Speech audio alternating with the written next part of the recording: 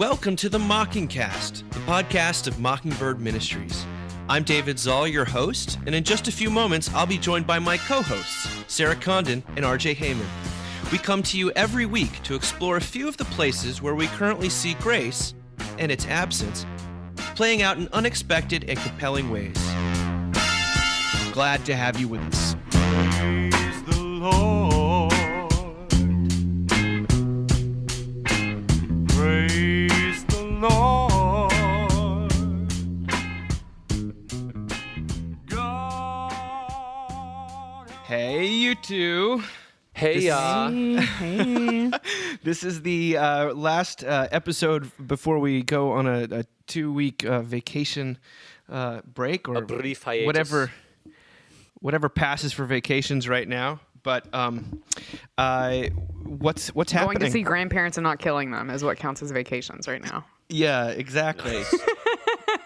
Before we begin, I want to say thank you to those who responded to the appeal for support last time. We've seen a lot of people step up, and thank you. It's really just encouraging. So, thank you. Praise God. The generosity of people during this time has been pretty inspiring, I have to say.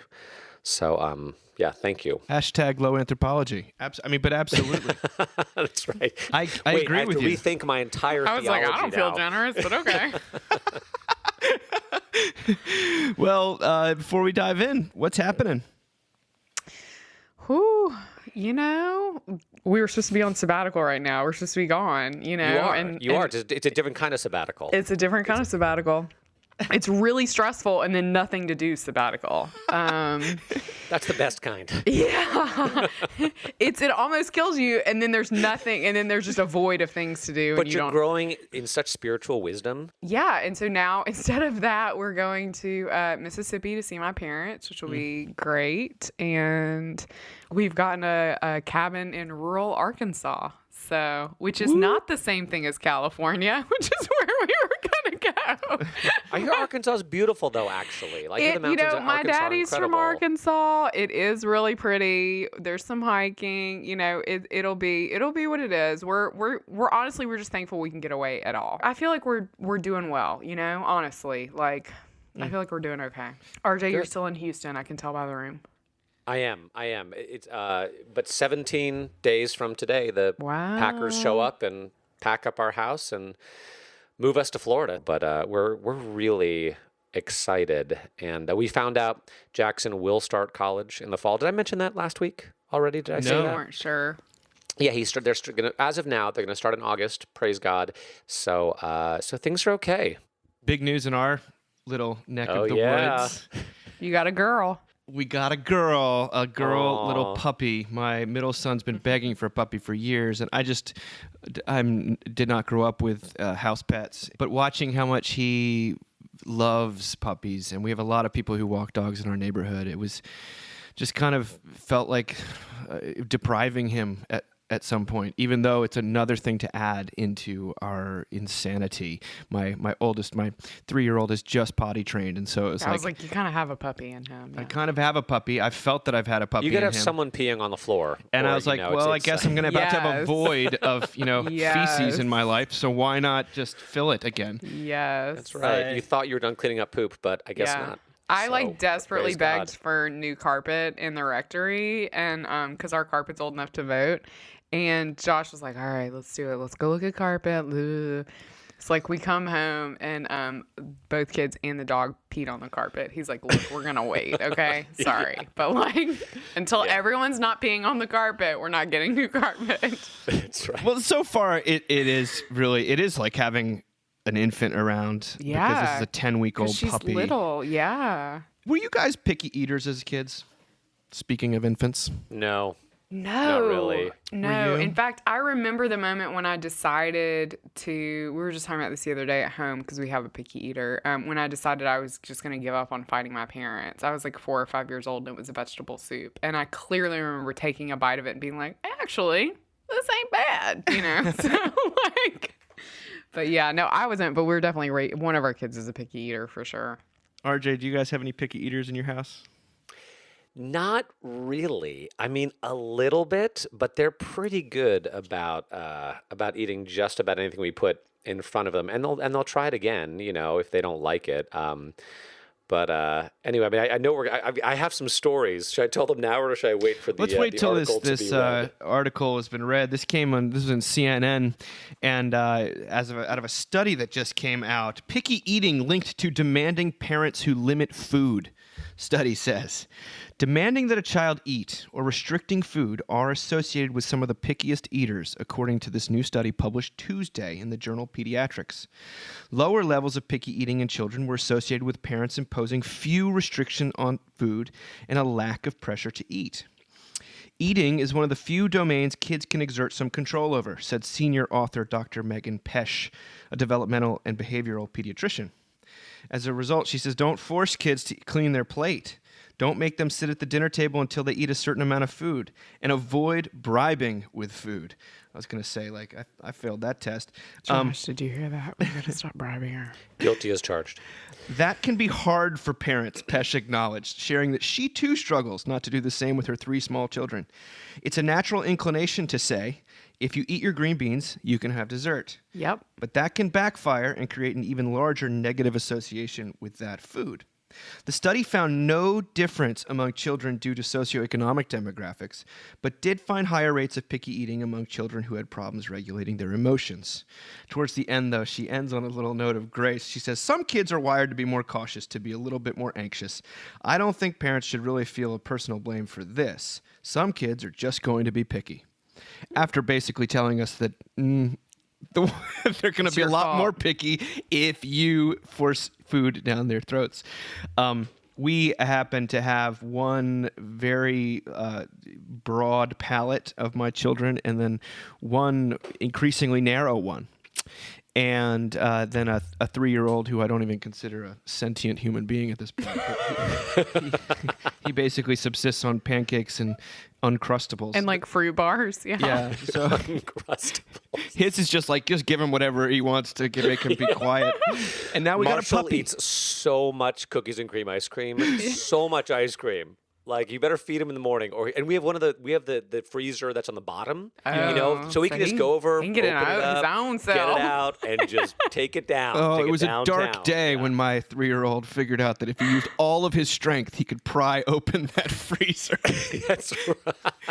But here we have the basic lesson of kind of, in our terms, it's the law increases the trespass. The injunction to do something, to eat a certain thing, to not be picky, actually produces pickiness.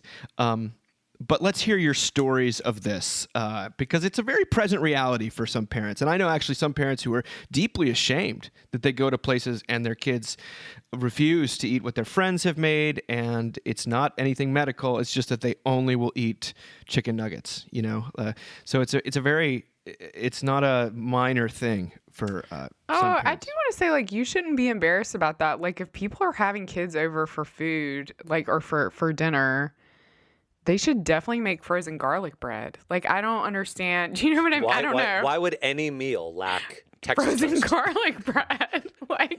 You always have they will always eat that and fruit. So no matter what else I make, there's frozen garlic bread and there's watermelon, and I know that someone's eating something.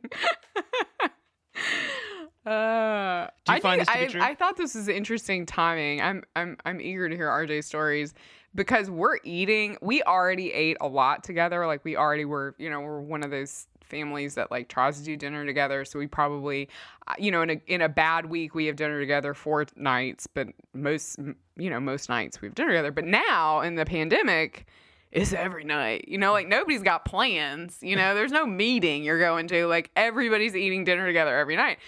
So we've faced our picky eater, I think, with more regularity. And I think we're all just kind of collectively wearing each other down. Do you know what I mean? I'm giving up a little. She's giving up a little. It's just where we are. Meet me in the middle. We're also dealing with some emotional eating that I don't think we did before. She just gets lonely. And today in fact, like an hour before we recorded this, she was like, I want you to sit by me. I want this. I want that. Please come over here. And I'm like trying to get work done. And she just like, slumps her shoulders and goes, I'm going to go get an ice cream. I was like, okay. I've been there too. This article, I mean, I broadly agree with the notion that, as we say, the law increases the trespass, as someone once wrote, Paul in Romans. But it made me think of my dentist that I grew up with, Dr. Kirchhoff in Connecticut, who I love, because I have bad teeth, and I've had lots of cavities and stuff. Chink in the armor. Well, and I finally asked him one time, I was like, Dr. Kirchhoff, like, why I brush, I floss, like, why do I have so many cavities? And I said, I don't drink a lot of soda, I'm not big on candy, like whatever. He's like, RJ, it's genetics. It's just all genetics, I was like, oh, thank God. And then the more I've gotten to know people, it's true. Like I know people who never floss and they've never had a cavity, and the converse is also true. And so the reason that came up, I thought about Spencer, my 15-year-old, who is the least picky and most adventurous of all of our eaters. Like he'll order at a fancy dinner we go to, he'll order the raw quail egg, and he won't like it, but he'll order it, and he'll give it a shot. But the one thing he hates is cilantro. He just cannot take cilantro. That's tough for a Tex-Mex. It is, and I was always like, "What's the deal, dude? Another like, genetic you like thing. Everything else, like really?" And then, of course, I listened to a podcast where there is a particular gene that if you have it or don't have it, whatever, cilantro tastes like dish soap. Yep. Yeah. Like that's just the way it is. I wonder how many of these things are genetic. And then also, this goes back to the whole bondage of the will thing, right? Like if we begin to see these kinds of preferences not as the result of someone being difficult, but just who someone is, like, oh, you've got bad teeth. Oh, you lack the gene for cilantro, whatever it is, then maybe we can treat ourselves and our kids with a little bit more compassion and patience. So the answer. Yeah, and I also think, I mean, like, I know adults who, like, and you guys have, I'm sure, been around adults like this who are really picky eaters as adults.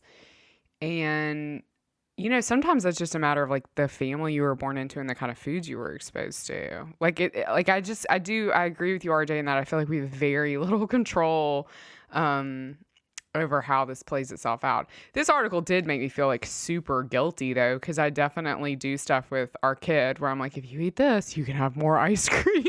Yeah. More of your sadness foods. If you And eat it this, totally you can have works. More of your lonely food. Yeah. You can have more of your sadness foods. Yeah.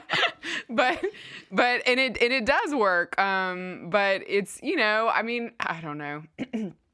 I feel like this is such a thing with parents where we're all just kind of like, I don't know. I feel like we say this all the time at parenting, but doing the best we can in terms of what our kids are going to eat. Because there's always a comparison and there's a whole culture around parenting and what we feed our kids now that didn't used to exist. Yeah. Around like, is it organic? And have you thought this through? And what, all these kinds of questions. Yeah. And then like all my kid wants to eat is like crackers and, salami and When you guys mentioned about genetics, I can't help but think the great passages in the New Testament where the man's born blind and they ask who sinned, this man or his parents, that he was born blind. And I guess the answer when it comes to picky food, if it's really genetic or then it's your parents. Your parents clearly are the ones that's where the sin's coming from. It's on them. I mean, I only sort of joke. I remember being we were at a function one time and with some very well-behaved, lovely children, and we were asking them what their favorite food was. And one of these kids, who was 6 years old, said their favorite food was salmon and rice. And my wife, like, we almost both just threw up. I mean, we ran for the bathroom or something. We were like, we are the worst people in the whole world. What is wrong with us? Kids are like Uncrustables, obviously. Like, I like pizza and I like it a lot. And that's what I will eat until I throw up. And we just felt like such colossal failures. And it's amazing how something like that, I could talk about reading levels, or I could talk about sure. And some of those make a parent feel shame. What's interesting about picky eating things is sometimes kids will also feel shame around, like, reading levels, or they'll be well aware of who's the best athlete in the class. But picky eating stuff doesn't seem to. That's really There's true. no peer pressure around that. They're like, yeah, I'm just not going to eat that stuff. Yeah, our daughter gives no ducks because, like, our son will eat everything, and we'll be like, "Look at your brother! Like, he'll eat this, this, and this." She's like, "What a Want loser!" mine? Yeah. Want mine? The other thing that makes me think of, though, is that people, that we hear this as the sort of the law grace dynamic as it relates to feeding children food. And, of course, there are times in which if a child doesn't eat any, vegetables, they're going to, have some health issues. Yeah. Or if all they can't eat is poop. Uncrustables, That's what we it's say not. at our house. Look, Yeah. you won't be able to poop. It's So gonna be a real problem. there is like a first use of the Yeah. law, like just basic. Well, you got to eat this. Yeah. Do And you know what an enema is? It's not fun and for anybody. Your mother or I worked hard to make this, and you're going to eat it. You do know what an enema is. God, that never works. The last thing I'll say, gosh, I guess this brought up a lot for me, is that there was a wonderful article a few years ago. I think Mark Oppenheimer wrote it, about how when he was growing up in the 80s, it was a very progressive move for parents. Like, liberal parents were the ones who were cool with fast food. You ordered Domino's so because interesting. it was a way to say that the woman was not having to cook meals all the time. She was not sure, chained, of course. and it was totally fine. And there was a relaxation around food and around that stuff. And then to grow up, and then to basically be like, you go to if you're in a blue state situation and you go to a certain type of birthday party and everyone's monitoring what the kids are eating and whatnot. And Domino's, if you serve it to your children, you might as well just be handing them poison apples or something. It's the same. These values, they fluctuate so much. Or what was once liberal is now conservative, and what was conservative is now liberal. And you're seeing that, of course, with all sorts of other COVID-related things. Yeah. I notice it's like, generally speaking, the rule keepers in my when I was growing up were always the more conservative folks, the button-down folks. And now today, I saw yesterday a guy wearing a big mask with an AC/DC logo on it. And I'm thinking, like, that sort of rule following, while I understand where it's coming from, it's the absolute opposite of what AC/DC as a band stands for. They are rebellion. They are about nonconformity, and they're about doing whatever the hell you want at all times. And so these things they switch hats all the time. So it's hard to take any of it that seriously. I just, like, now all I can think about is those birthday parties where they go around, there's like this person with this terrible job that works at like a bouncy house place that deals with kids' birthday parties. God help them from this wretched estate. But their whole job is to, like, walk around with the pizza. Yeah. And then walk around with the cake. And there's always like this weird dynamic with the moms where they just like put their hands up and they're like, "I'm good. I'm fine. Thank you. No, I'm okay. I had a smoothie. Thank you." And I'm like, "Come on, Whitney. You want some cake." Whitney! Poor Whitney. Oh, man. Well, what a rough home life she must have. We're going to shift gears from talking about picky eating to talking about something much more serious. This is a week, we're recording this actually the day after riots have broken out in Minneapolis related to the death of George Floyd, the black man who was suffocated with a policeman on his knee. And this is the latest in a number of just absolutely... For me, I'll say that because of the footage and the photographs, it has a almost uniquely stomach-turning effect. It's burned into my head in a way that, it's almost like it's going to become an iconic photograph. But if you're like me and you feel unqualified or just uncomfortable talking about racism as a person, who doesn't feel uniquely familiar with the effect of it, shall we say. I was looking at things, and in 2018, actually, the New York Times ran what I found to be quite a gripping article called "How to Talk to a Racist." This was written by Margaret Wrinkle, and it gives us a way in. This is what she writes. She says, "Being called a racist," because that's what we're once again talking about, almost never causes a racist to wake up. Being called a racist almost never causes a racist to say, oh, wow, you're right. I get that it's hard not to scream racist at a racist. If you're a white person who wants to be an advocate, it's both infuriating and demoralizing to know that the people causing all this suffering are people who look just like you. But here's what's also true. Prejudice is endemic to humanity itself. Human beings are tribal creatures. We trust the familiar and are drawn to it. We distrust the unfamiliar and keep our distance. Further on down the article, she says, so if you're a white liberal whose goal is to feel morally superior to such racists, go ahead and urge them to check their white privilege. Call them stupid rednecks. Get online and tweet your feats of moral daring do in the cause of a more just society. You haven't made a single thing better for anyone suffering the actual effects of racism, but when has that ever stopped us from airing a little righteous indignation? If, on the other hand, your whole goal is to foster a more equitable culture, you need to stop yelling racist at anyone who doesn't see the world exactly as you do. Somehow, you need to find enough common ground for a real conversation about race, because very few people are stupid or irredeemably mean. They'll listen to what you have to say if they trust you'll listen to what they have to say back. So before you say a single word, think of all the times you made an assumption about a stranger that proved to be untrue. Think of the times you found yourself feeling uneasy in the company of strangers of another race. Think about how you were forced to interrogate that uneasiness. Think of the plank in your own eye. To begin a real conversation about racism, start there. Yeah, I mean, Dave and I talked about this. We had some back and forth about this a little bit because, I'm horrified by what has happened to George Floyd and what has happened to so many, mostly black men, but some black women in this country. I'm thinking of Sandra Bland, who died in police custody, who actually very, very close to Houston. But I think what I want to say is the response that I'm seeing, especially from white liberals, is, I don't know. It's either two responses, both of which drive me crazy. The first one is, yes, they're like, these people are racist and they're rednecks. And I mean, that hits all sorts of buttons for me as somebody from Mississippi.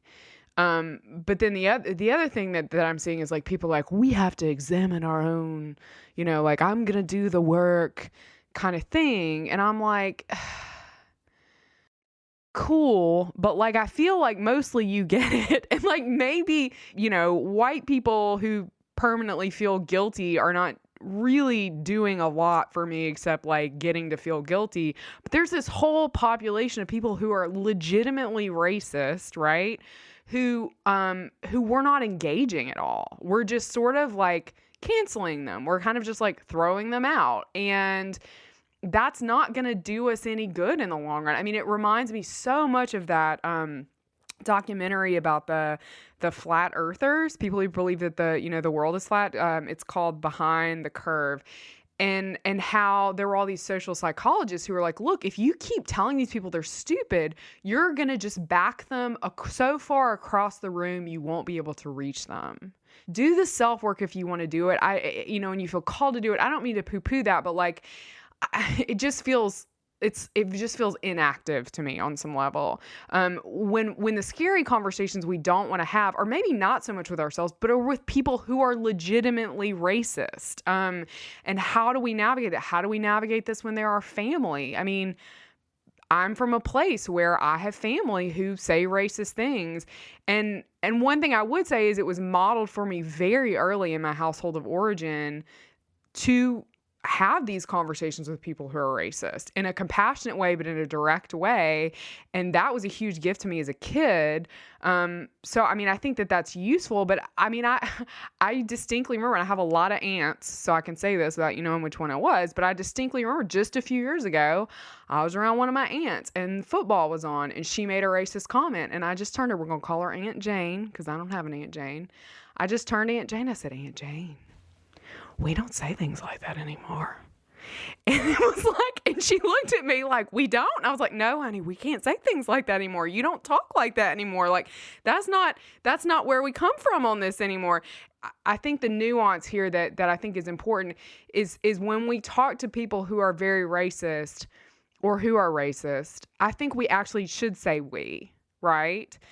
And I think, sure, there's some validity there. I'm certainly racist. I'm a white woman in 2020. But also, it keeps us from saying you. Yeah. Do you know what I mean? To these people. Yeah. So you're wrong. You're one of these people. I'm going to set you straight. Eat your vegetables, God damn it.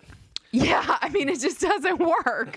So I don't know. I mean, that was a little ranty, but this definitely, I just don't know if all this like white lament is going to go anywhere. Yeah, this article reminded me of, that famously bad quote from Hillary Clinton about the basket of deplorables, which just 100% backfired, and people started wearing T-shirts called deplorables, and and the echo chamber and the temptation towards self-righteousness. And I bought this book. I haven't read it all the way through, but I think I've talked about it before, called Strangers in Their Own Land, Anger and Mourning on the American Right, written by a Berkeley sociologist who, in his own words, is trying to scale the empathy wall, like trying to understand people who are different and see the world differently, and to recognize that people don't always do and say things just because they're stupid or racist. Like, that may be part of it, but there are all sorts of people have stories, and that if you can show some love for people, there might actually be a chance of connecting and changing minds. And but with regard to all this stuff, Dave, I think the way you introduced it was perfect for me, because I feel so unqualified to talk about it. And the story which comes to mind is, a few years back, I don't know, something happened to me that I felt was unfair. I felt unjustly treated. I felt like my voice wasn't heard. I felt like I didn't matter. I felt sort of beaten down a little bit. And an older priest and kind of mentor, who's just a wonderful guy, was like, well, RJ, I know that you're kind of a wealthy white male, and this may be the first time in your life that you're experiencing something like that. But remember, there are whole segments of the population who feel that way all the time, and that was a good word to hear. It was like, oh yeah, this anger and this rage that I have is because I'm not used to feeling like I don't matter, and that someone can just criticize me and act with impunity. So again, I don't feel qualified to talk about it. It's just awful. Yeah, it strikes me as a couple things. I think that the longer this sort of thing goes on, people want to say, oh, we're in this uniquely terrible time for this. But I'm of the opinion at this point that it's just being captured on camera. Like that's you can't kind of escape that. I do think that, Simeon's all given an incredible talk about sin hiding in plain sight, like what happened to the doctrine of original sin a few years ago. And he said one of the ways we talk about sin today is talk about cognitive bias and prejudice and the stuff that we inherit, and that is also just, when the writer says that, we're all endemic, prejudice is sort of endemic to how human beings organize themselves. And you want to be around that which is familiar. And you see it with, you see it the way kids organize, you see it the way we sort. We were talking about middle school a couple weeks ago. This is very much so. It really is a truth that if you think if you're completely coming at this with a clean slate, you're lying to yourself. Yeah. For me, the most formative racial experience that I had was when I was in high school. I took a summer job working at a steel mill in Birmingham, Alabama. I wish you guys could see RJ's face right now. And wow, that's amazing. No one believes it. I had no idea. I had to wear steel-toed shoes, and I worked at a steel press standing there for 12 hours at a time with a guy was named Fatback. And this was Alabama in the 90s, and it was not known as this terribly integrated place, and yet I watched black and white, a level of camaraderie and familiarity among these men that I was at a boarding school in the Northeast, which is the polar opposite socioeconomically of what I was dealing with. And it challenged every assumption I had, because these were supposed to be these super racist people who could never talk to each other, and yet these guys were giving each other a hard time, and in a funny and jocular way, and really talking about what really mattered. and they were having honest conversations actually about race in a way that I had never. Ours were much more circumscribed, and like, this is what you're allowed to say, this is what you're not allowed to say, and it was very open, enlightening for me, especially though in the way that I saw it play out in the Christianity of these folks, and that it was maybe their faith had different emphases than ours. I mean, we're right down the street from a Doers of the Word church, which couldn't have been more different than what I was sort of been raised to believe. But I saw a core level graciousness from the Christians in both. These were Baptists, Black Baptists, White Baptists, and the cultural narrative was that these were the enemy, or that they were these unenlightened hypocrites, and that just wasn't the truth. Or at least that wasn't the full truth, and there was a lot more going on. It was a really eye-opening thing for me, and that kind of, there's again no answer here except for, I guess, the awkward, painful process of even talking about these things. But I do know that very, very few people, there's a small portion of folks, and I'm saying this from Charlottesville, which is right across the street from, an office is right across the street where these race riots happened. There's a very, very small portion of the population that would self-identify as racist. It's like the term yuppie. No one actually considers themselves to be one. And so how do you then talk to someone if you lead with an accusation, just in any kind of life situation, just like in your marriage? If you lead with an accusation, if you lead with the law, a demand, you're going to go nowhere. And you're only going to everyone's going to end up being a pickier eater. Someone's going to become more self-righteous, and someone's going to become more, feeling more and more marginalized. And I remember when we had those riots here, there was a delivery man, a young black man, who said, the truth is, those white supremacist guys with the Nazi stuff, I kind of noticed you're clear of them. They never actually give us a hard time. It's when you're in the wealthy neighborhood and the lady in yoga pants calls the police when you're delivering food. That's the real issue. And those are the person with with the Bernie sticker on the back of their car or something like that. And that's enlightening. None of this is so hard to break down in a constructive way, and yet maybe bringing it into the light, the awful process, is part of the healing. I know that Sarah, that Christianity Today published an article just on the heels of this, saying that George Floyd left a gospel legacy in the 3rd Ward of Houston, where I know that you guys have done some work.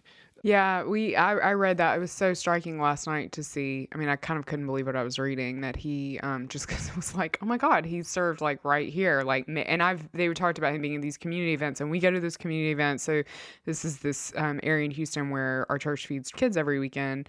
And it's the area that he worked in and was really passionate about the gospel in. And just to think that our paths had crossed, and that he loved those kids, the same kids that we love. It's just, it's just heartbreaking. I don't know. I feel really lucky, you guys. Like when I think about how my parents, the neighborhood I was born in was, I think I've talked about this before, was majority African-American. The daycare I went to, I was one of the only white kids. Like really early, that was imparted to me, and I know not everybody has that experience. Yeah, it's tough because my father, who grew up on a farm in rural Holland, I don't think he saw a black person of color, black person, until he was in his 20s, and I think that led to choices about where we lived, where we went to school. Yeah, I mean, it's right. It's such a fine line between trying to change somebody else's mind, but also, I loved the way she ended this article, right, with a biblical quote: "Take the log out of your own eye." Yeah. Which it's amazing how many articles are quoting the Bible right now in so many different places. Weird. It's like it's influential or something. I don't know. Yeah, remember that incredible article, "A Tale of Two Churches," that we read a few. I was thinking about that too. That article sticks with me. I think I'll link to it in the show notes. Let me just say. One thing I wanted to, the pastor who worked with Floyd in the 3rd Ward of Houston, Pastor Patrick P.T. Nguolo, he was bemoaning the fact that Floyd was a great guy, but the fact that we have to sort of build this narrative of righteousness around him in order for him to be lamented is, he's tired of it. He said, "The fact that you have to build a narrative for a man to be loved and given justice is repulsive to me. Even if he was a capital criminal, he deserved to be treated as someone created in God's image. I'm done coddling Christians who can only love people they deem to be lovable." the Christian message, it does not have to give this man a blameless righteousness first. Right. You have to Right. say, and that's what he was saying. He's like, let's talk about the man I actually knew, not some saint, in order to get your Right. attention. Because then you have like this sinlessness that gets imputed to the man, and that's not the point. The point is that he was deserving of dignity because he was created in God's image. So let's move from there to... we've confessed our complete ignorance and lack of any expertise. Let's go to No One Knows What's Going to Happen by Mark Lilla in the New York Times. And this mirrors something we quoted from Alan Jacobs a few weeks ago in all of these prognostication articles about the future of education. So he said, I wish we could write a computer script that would just go in every 5 sentences and insert the phrase, nobody knows anything. But this is Mark Lilla talking about our prediction addiction. People facing immediate danger want to hear an authoritative voice they can draw assurance from. They want to be told what will occur, how they should prepare, and that all will be well. We are not well designed, it seems, to live in uncertainty. The history of humanity is the history of impatience. Woo! I mean, isn't that like the Bible? No, not only do we want knowledge of the future, we want it when we want it. The book of Job condemns as prideful this desire for immediate attention. Speaking out of the whirlwind, God makes it clear that he is not a vending machine. We must learn to wait upon the Lord, the Bible tells us. Good luck with that, Job no doubt grumbled. Prophets today are less flamboyant than the Oracle of Delphi.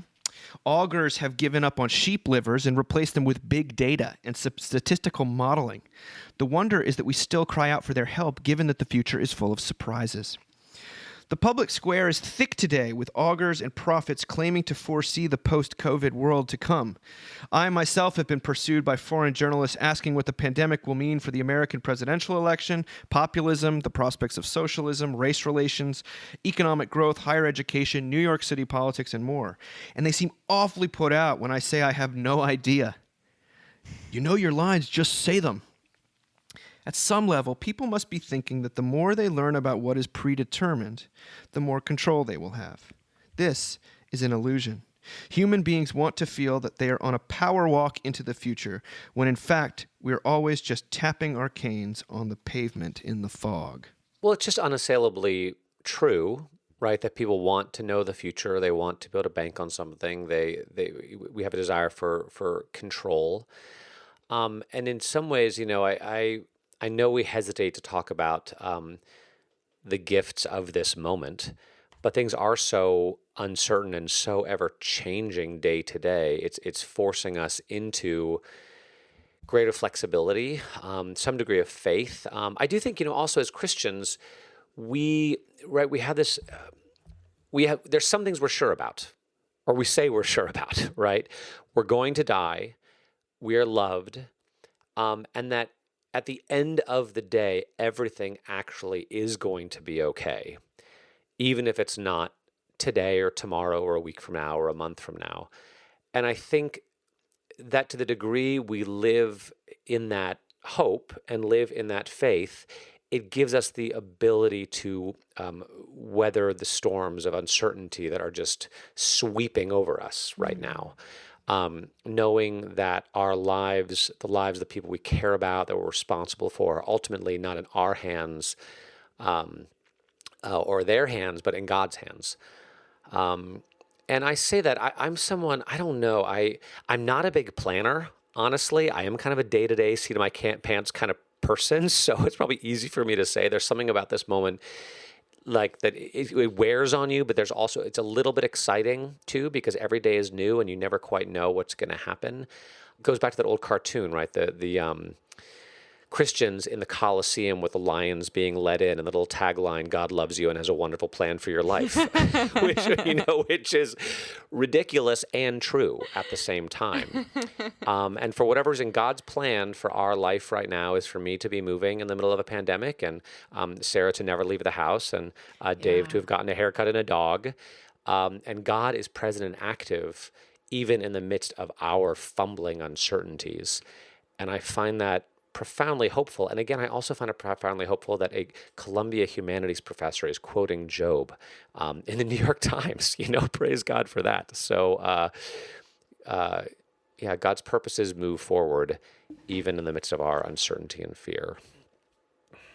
Yeah, I mean, I am a planner, long-term planner, and so this has been really. I'm so sorry. This has been really hard. I mean, I don't want to like draw gender lines, but I wonder if that's like dad energy and mom energy. I really want to know what's going to happen a few months out from now. I do listen to all the pundits when they're like, this is what the economy is going to do, and this is when the second wave is going to happen, and this is, also knowing that like then I hear conflicting information around it.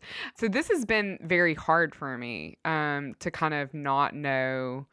I mean, I've played like a brain game. I'm sure a lot of us have played where it's like, well, we'll know more by mid-May, and then like mid-May got here and it's like, okay, we still don't know anything. And then it was into May. And now for me, literally what I'm saying to everyone, like a dummy, I'm just like, in mid-June, we'll know more, and it's like, maybe not, probably we won't, but I am like holding to that because it's a weird thing for me to try to let go of. I do feel like there's so much coming at us in terms of future projections and predictions. And I have found that to be exhaustive and also hard to turn off. So, yeah, I mean, I definitely want answers. I mean, I guess the thing, and I've brought this up here before, but that I keep thinking about is like, the AIDS crisis and like how long it took for us to figure it out and how, my husband said probably a few weeks ago, he was like, we're really not going to know anything about this for like 20 years. Yeah.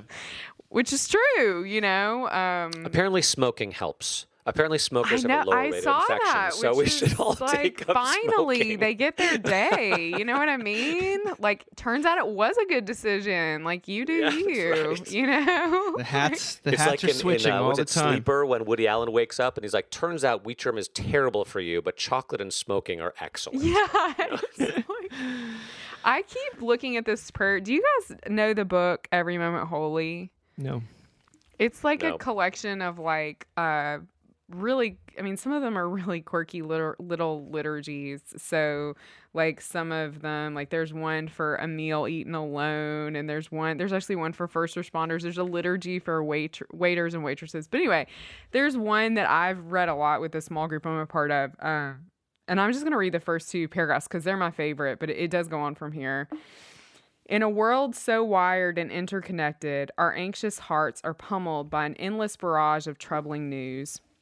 We are daily aware of more grief, O Lord, than we can rightly consider, of more suffering and scandal than we can respond to, of more hostility, hatred, horror, and injustice than we can engage with compassion.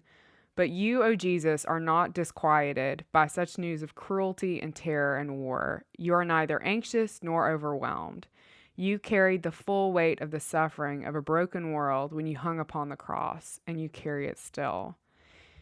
I've just taken a lot of rest in that, especially over the past few weeks, because it is just, I feel like I'm just standing in an ocean of barrage of information.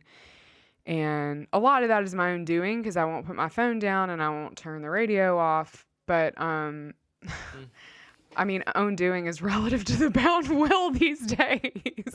So here we are. But No, it's all of a piece, isn't it? Because that what he's saying is that there's a need for control. When we're looking at these predictions, we want to know what the future holds because we want safety, but really what we want is control.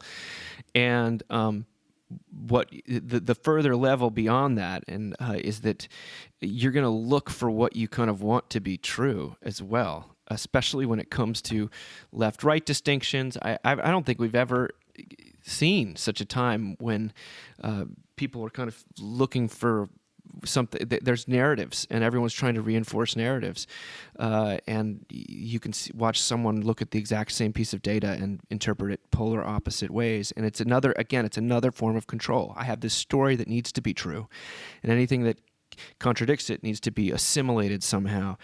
And Sarah, I do observe the same kind of mom energy, dad energy divide, at least in a lot of my colleagues and friends, that there is, for whatever reason, I tend to justify my desire to live in the moment and not in the future, but spiritually, and to say, I walk by faith, not by sight, all that stuff, and maybe there's so much easier for dads. I hope anyway. it does seem to be a lot easier for dads.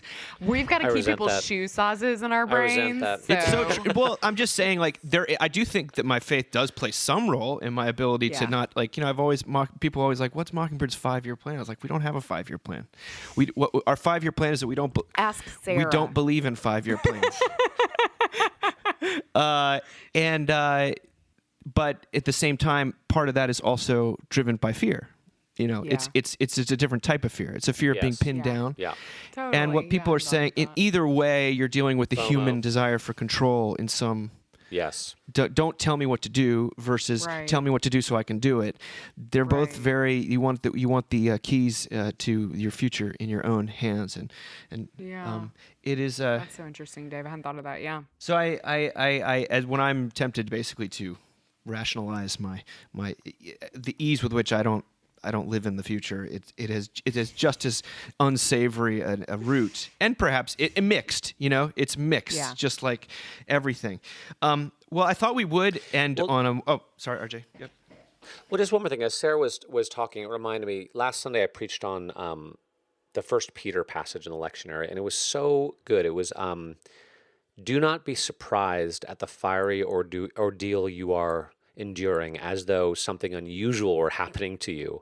But rejoice that you are sharing in the sufferings of Christ, in order that you might also share in His glory." And then he goes on to say, then he says, be careful because Satan is prowling around like a lion looking to devour somebody. And I'll be honest, I didn't preach on that because I'm like, I don't need a bunch of moralism right now from you, Peter. But I think because of course I should have preached on that because I thought about it. What he means is what Satan wants to do is take away our hope, is take away our trust, is take away this faith that we have, that we are... that what we're experiencing is not unusual, that we are participating in the sufferings of Christ and will participate in His glory. And then, of course, Peter wraps up by saying, cast all your anxiety upon God because He cares for you. And I think those are good words for right now. Mm-hmm. Well, another good word for right now, which is sort of our final piece, is by Father Stephen Freeman, the Orthodox writer who we quote occasionally, haven't talked about in a little while. But he wrote something that I found profoundly hopeful. It's called "It's Good to Be Here." And in the midst of you don't actually have to turn on the news to be demoralized by the state of the world or your own life. You can simply just pay attention. But he said a few days ago, after hearing a very distressing bit of social news, I found myself saying, I don't want to be here anymore. It was a voice of despair and sadness. The occasion had been a public altercation in which a stranger spat at a woman. It was the sort of thing that belongs among the lowest of human actions, but it happened. My distress, I realized, was a cry for something better, to be free of the darkness. The truth is that the darkness was slowly drawing me down. Our social strain is manifesting itself in many ways, many of them revealing the profound disease that underlies our culture. And this is nothing new. In 532 AD in Constantinople, over the course of a week, large parts of the city were destroyed by rioting and fires, including the earlier church of Hagia Sophia. This was in the early years of Justinian the Great's reign. The city had deep divisions between two semi-political sports factions, the Blues and the Greens. These factions also had connections to various nobles and senators with designs on the empire. The riots began in the Hippodrome, following the 22nd chariot race of the day. The palace was placed under siege, and the rioters set fires. Justinian thought to flee, but his wife, Theodora, talked him out of it, encouraged him to fight it out. I think Justinian was at a point of, I don't want to be here anymore. With a bit of intrigue and his wife was like, we have a 5-year plan. Yes. Don't mess it up. He's like, you're so controlling. With a bit of intrigue and a massive show of brute force, Justinian brought the city under control. The massacre that ended the riots is said to have resulted in over 30,000 deaths. Later that same year, construction began on the present Church of Hagia Sophia. 5 years later, with its completion, as well as numerous other projects, Justinian had transformed the city towards the glory that would make it renowned throughout the world. He writes, "The full account of Christian history is messy and marked as much by darkness as by light. Nevertheless, the light shines in the darkness, and the darkness does not overcome it. During the period of time of the riots, Mary of Egypt was newly reposed. Benedict of Nursia was writing his rule. Isaac of Syria was composing his hymns. Brendan the Navigator was crossing the Atlantic. Romanus the Melodist." Brendan the Navigator. I want to like, be that Wikipedia, guy. Was he in the movie Flight of the Navigator? I don't know. Do you Was think that this guy is an the, About to do a Orthodox deep writer? dive. Do you think he's an Orthodox writer? No way. He said Isaac of Syria was composing his hymns. Romanus the Melodist was composing. Yeah, He made that one up. Romanus Keep the going. Melodious? By Listen the to this. way, Wait. It's Good to Be Here is the title of a Diggable Planet song. RJ, I'm he's just got a gonna point. say. Go, Dave. Sabas the Sanctified was founding the monastery of Lavra outside of Jerusalem. Columba of Iona was evangelizing Scotland, and doubtless thousands of other unknown souls sustained the universe with their prayers. Our time is no different. The darkness of our time contains the brightness of good souls whose deeds are known only to God. Despair comes when we look at the dark and forget the light. This is the great battle that rages in our day as well. Then it was blues versus greens. Now it is reds versus blues. Their champions are forgotten, as are their causes. Our champions will be swept away into the dustbin of history along with their urgencies. Justinian is not remembered for the riots, but for a church. And even so, many do not recall his name. Some do not even know the church. But holy wisdom, in whose honor the church is named, continues to frame and sustain the universe, sweeping away the meaningless dust of the darkness while building on the foundation of light. It is good to be here. Yes, Padre. I like this. You know, you got This is very encouraging. I mean, I just Brendan the Navigator. Brendan the Nav. First of all, let's Diggable Planets. yeah. Next Mockingbird piece, y'all buckle up. Brendan the Navigator. I mean, in all seriousness, like we're hearing people are praying more. We're seeing huge numbers of people showing up for church virtually. We're seeing such encouraging work come from some people already. You know, I honestly, like, to tie it back to some earlier stuff, I'm not sure it's like the worst time for us to also be facing systemic racism. Like, there's a lot that we can be thinking about. And Let's get it all about. done in the next week or two. Yeah, but I mean, like, there is a sense of like, what are some beautiful things that will come out of this, you know, and how is God using this time in ways that we can't even imagine? I mean, that's a very powerful thought for me. I mean, I think just in my own house, my children are more precious to me than they were before this. My husband is more precious to me than he was before this. You know, I've learned the glory of paper plates. I mean, I feel like there's a lot that I'm really thankful for. And I don't know how God will use this time, for his people, but that is such an encouraging thought to have right now. Yeah, you know, this Sunday is Pentecost, right? It's like the birthday of the church. And I was thinking, as I was thinking about the birthday of the church and the Holy Spirit, I was thinking about Jesus' words to the disciples. You know, it's better for you that I go away, because unless I go away, the comforter, the advocate, the Holy Spirit can't come. Mm-hmm. And what a strange thing that is to say, because it's like, really, Jesus, wouldn't it be just better if you stuck around? Wouldn't that just be easier so we could have you in the flesh? But I do feel like what I've seen in my church and in other churches are, rather than just being one physical Jesus, there's like lots of people kind of doing some of Jesus's work in the world by the power of the Holy Spirit. And it's been amazing to see, you know, people calling people and caring for people and providing for people's needs and teaching and praying. And it's been kind of amazing to see the decentralization of, you know, ecclesiastical work and authority, because I haven't been in Florida. I've been in Texas, and people have been doing amazing work. Even if they can't leave their house, they've been doing amazing work because they've been checking in on their friends. And so, yeah, it is. It's the first time I'm like, oh yeah, maybe it was better. Well, it doesn't. that Jesus What we're not left. saying though that the darkness somehow is light. What we're saying is that the light shines in the darkness. In the Because the darkness. darkness No, is that's right. real. The George Floyds of the world, the people dying alone in hospital rooms in New York, and just the fights you're getting in with your spouse, those are real. Yeah. And Yes. the different ways you see the future and the prediction, addiction, all this stuff, that's real. But what we're Yeah. also seeing is that the light shines in the darkness, and the darkness does not overcome it.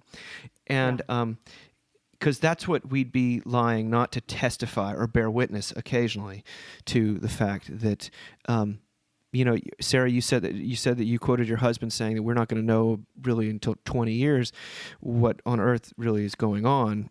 If you take Father Freeman, or you look at Tom Holland's Dominion, we may not know for 500 years. There might be some small act of kindness in a tiny town, in Saskatchewan, where something really important just happened that wouldn't have happened otherwise. I had sometimes students boil things down to you, and a student just shot me a text. He's like, "Hey, I got a quick question for you when you get a sec. Where is God in the pandemic?" I was like, "Oh, just a little question. I'll just shoot you back a text." It's like, "Well, we talked," and I said, God is, on one level, God is hanging on a cross. And God is also in an empty tomb, and God is on the front lines. But we can't say for certain. We can say that God is present, especially when it seems that He's not. And we can also say that we will only see through a glass darkly. And there are things, a lot of the good things that have happened in your own life, just like the baseball card story that we told. It didn't come out for 30 years later did he actually mention, the one thing that you don't even remember doing was the most important thing that ever happened to me. Yes. Your life is hidden with God in Christ. And I'm also reminded of what a couple of things. One, what Luther said was the religions that are closest to Christianity is actually like animism, because at least animists locate God working in the world, that He's not somehow separate or lofty or separated. He is doing something right now, even if we don't understand what it is. And Dave, I appreciate your, sort of realism and grounding us in the difficulty of this moment. And at the same time, I also remember Todd Brewer's really convicting piece a few weeks ago about how Paul talks about suffering, and he's always turning people back to the hope we have in Jesus Christ. And there's a lot of bad stuff going on in the New Testament. And yet the outlook seems to always to be hopeful, even in the midst of suffering and pain and death, and so I don't know. That's a delicate balance, right? Something we're still working through. How do we acknowledge the reality of people's pain, because we know that God is on our side, that He is working, that He'll bring things all to completion, while also remaining hopeful and without being Pollyanna-ish or every cloud is a silver lining-ish. We don't want to do that. I'm not quite sure how to walk that rope just yet. There's a photograph I keep thinking about that kind of defines that moment for me, that is of a doctor in Italy. You guys may have seen this, and she's fallen asleep in front of the computer that she's putting her charts in, with her mask on, and the photographer called it the sleep of the righteous, or the rest of the righteous, the rest of the righteous, which is such a, feels like such a biblical phrase to me. And I think there's so much about that photograph that I love. I mean, I love that it's captured this woman's calling and commitment to care for people as they're dying, that it's captured the kind of risk that she's putting herself in. But I also, for me, and I think maybe this is what I was trying to say, Dave, I love that someone has been able to see this and not just see it as sad, but to see there's something maybe even transcendent about it. And I think that is what I find incredibly moving about this piece, and about the way that we're dealing with this time, is like, yes, it is awful and it is all these horrible things. But if you are a person that can see that, it's everywhere right now. because God is working in this in such a fervent way. And that doesn't mean that we know it. It doesn't mean that we feel it. But there are just these moments you're like, oh my gosh, like it's thick with the Holy Spirit. And that's the theology of the cross, right? That's one of the things we hold on to most tightly, is that God is at work where he would seem to be absent. Yeah. Yeah. And you don't have to look for news stories or the Mockingcast to look in your own life. There's fruit being born, or those are the lives of people around you. Yes. You don't have to get a puppy to be dealing with new life. There's all sorts of... It helps, though. Well, it's good to be here, and it's good to be with the two of you. And I wish you safety and joy and maybe a little rest during these next couple weeks. And all of our listeners out there, thank you for tuning in. And we'll be back at you, I think, the 3rd week of June. So be well. See you then.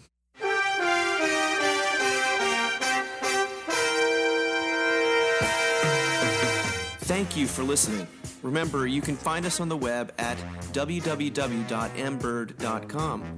And we'd always love to hear from you at info@mbird.com. Audio production for the Mockingcast is provided by the Narrativo Group, and if you like what you've heard, please do drop over to iTunes and leave us a rating and review. Until next time. Praise the